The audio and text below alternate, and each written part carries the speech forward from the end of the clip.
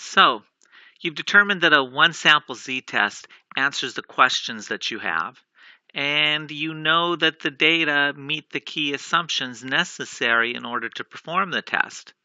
And now you also have your hypotheses. How do you go about calculating the test statistic and determine the p-value? The formula for a z-test is very straightforward. You calculate a z-statistic, which is equal to x bar minus mu naught divided by the standard error of the mean. Now remember, the standard error of the mean is the standard deviation we would see if we had an infinite number of samples this size, calculated means for each sample, and then calculated the standard deviation of those theoretical means. It's our yardstick for how large of a difference we would expect to see between our sample mean and the population mean mu naught. This follows that classic pattern we saw with z-scores. How large of a difference or effect did we see divided by how large of a difference or effect did we expect to see?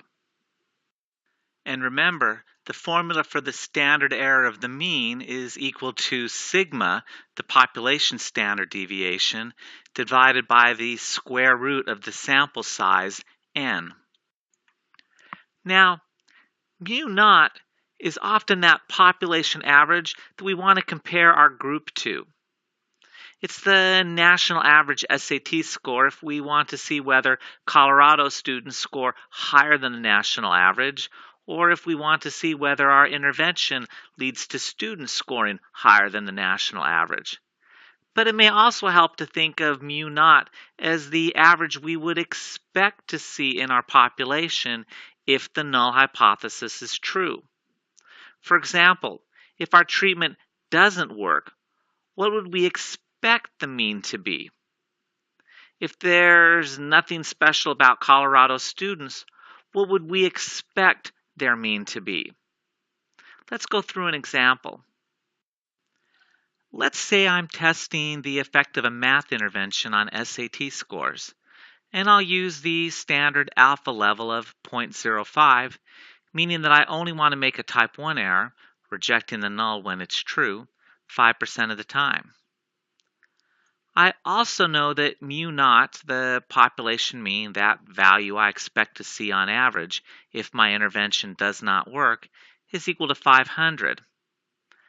Now, I want to specifically test whether my intervention leads to higher scores. In that case, my alternative hypothesis would be mu1 is greater than 500.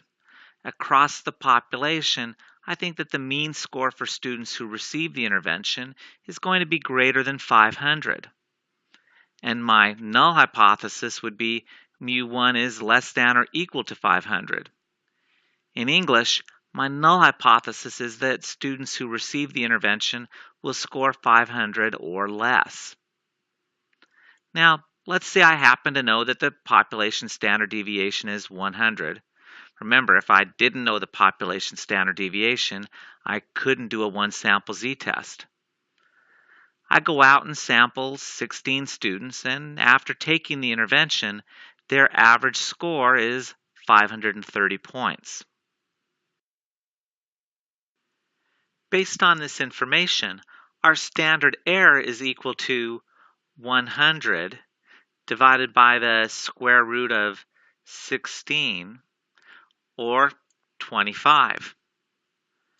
The z-score is then equal to 530 minus 500 divided by 25, or 1.20. Now, to see how we go from a z-score to a p-value, it may help to visualize things. So mu naught was equal to 500, and that's the population mean we would expect to see for all of the students who might use the intervention if the intervention has no effect. If the population mean was really 500 and we collected an infinite number of samples, the standard error of 25 tells us what the standard deviation of those means would be. This is our yardstick to measure how large of an effect we actually obtained. Again, if the null hypothesis is true. From that, we can create this distribution for the means that we would expect to see if the null hypothesis were true. Remember, this is a theoretical distribution of means that we would expect to see if the null were true. Finally, let's also add in the z-scores for those means based on the standard error of 25. Now our alpha level was 0.05. In other words, we want to reject the null hypothesis if the chance of obtaining a sample mean of 530 is so unlikely if the null hypothesis is true that it would have only happened less than 5% of the time. Remember, this is a distribution of means that we would expect to see if the null hypothesis were true. Because we had a directional hypothesis that the mean for students using the new program is greater than 500. We're only interested in rejecting the null when our sample mean is greater than 500 or in the right-hand tail. But how extreme does it need to be? Where's our line in the sand? What's the point at which only 5% of the hypothetical means are as extreme or more extreme if the null is true? This is where z-scores are handy.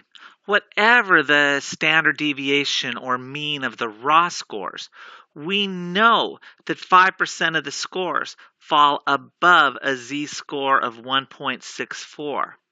So our line in the sand, that score we need to cross in order to reject the null hypothesis, is the z-score of 1.64.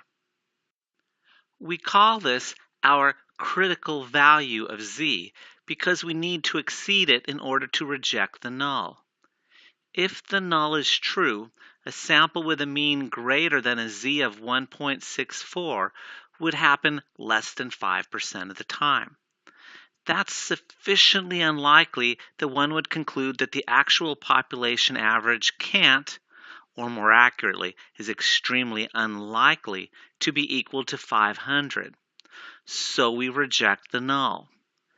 Because we reject the null hypothesis for scores in this range, we call it our region of rejection. Now, as we noted, a power of the normal curve in z-scores is that we know that 5% of the distribution has a z-score of 1.64 or greater, no matter what the mean or standard deviation is, or whether we're talking about means for test scores or the size of cantaloupes. But it's easy and typically useful to also convert the z-scores back to whatever raw scores we're actually using. The critical score in our original units, not z-scores, is simply the mu naught, the population average or expected score if the null hypothesis is true, plus the product of the critical value of the z-score, the z-score we need to obtain in order to reject the null hypothesis, and the standard error of the mean. Plugging in our values, we have the critical score is equal to 500 plus 1.64 times 25, or 541. A z-score of 1.64 is equal to a test score of 541. They're the same thing, just one is measured in standard errors or standard deviations of the means, and the other in SAT units.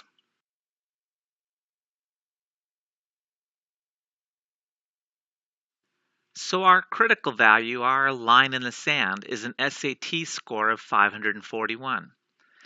A sample of 16 students needs a mean greater than 541 in order to reject the null hypothesis. So how did our sample do? Remember, the mean for our sample, x bar, was 530. Notice that it did not cross our critical value. It's not in the region of rejection, so we must fail to reject the null hypothesis.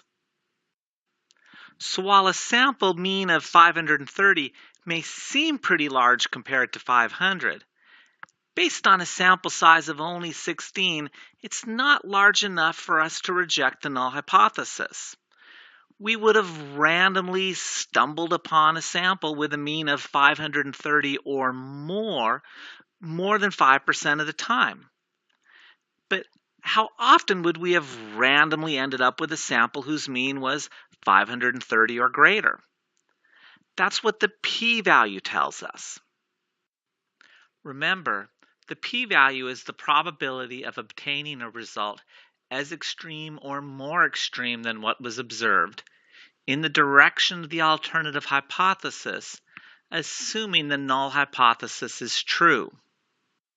In this case, our observed mean was 530, and with a directional or one-tailed hypothesis that the mean for students who receive the intervention is greater than 500, our p-value would reflect the probability of obtaining a mean of 530 or more, or the blue shaded area in the figure. Now, how large is that? What is the probability of obtaining a mean of 530 or more? How large is that blue shaded area? This is where our test statistic helps. For the one sample z-test, our test statistic will give us a z-score that we can then use to determine the p-value. At the start of this video, we calculated the z-test for this data and found a z-score of 1.20. Based on the normal curve, we can easily check and find that the area for a z-score of 1.20 or more is equal to 0.115 or 11.5%. Our p-value then is equal to 0.115. In other words, if the null hypothesis were true and the population average for students who might receive the intervention is only 500, 11.5% of the time we would have randomly ended up with a sample of 16 students whose mean score was 530 or more. That's too often to reject the null hypothesis, so we fail to reject. So, wrapping up our summary of the problem, we can now add that our z-score, our test statistic, was a z equal to 1.20. This corresponds to a p-value of 0.115, which was greater than our alpha level, and so we failed to reject the null hypothesis. So that's the one sample z-test. In our next video, we'll see what happens to the analysis and conclusions when we increase our sample size. Bye for now.